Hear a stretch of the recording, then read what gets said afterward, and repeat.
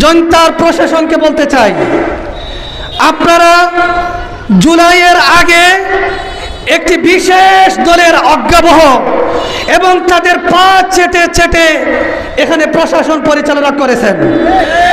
এদের পরিণতি আপনারা এই জুলাইয়ে নিজ চোখে দেখেছেন, কিন্তু আপনারা আবার নতুনভাবে আরো একটি দলের পা চেটে এখন আবার আপনারা প্রশাসন পরিচালনা করা শুরু করে দিয়েছেন।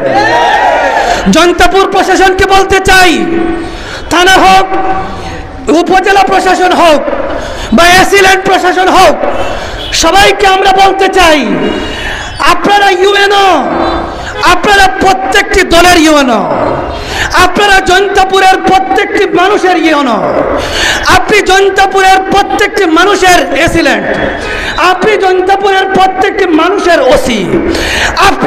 আপনারা যদি গত সময়ে বিগত স্বৈরাচারের সময়ের মতো আওয়ামী লীগ এবং ছাত্রলীগের কথা মতো আগে যেভাবে আপনারা চলতেন, এখন যদি আবার নতুন কোন স্বৈরাচারের কথা মতো আপনারা চলেন, ইনশাআল্লাহ জুলাইয়ের মুক্তিযোদ্ধারা আপনাদেরকেও ছাড় দিবে না ইনশাআল্লাহ।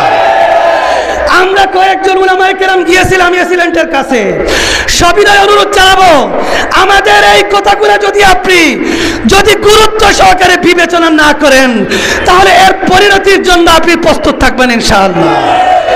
এজন্য জয়ন্তপুর প্রশাসনকে বলতে চাই, আপনারা নতুনভাবে আর কোনো বৈষম্য তৈরি করবেন না।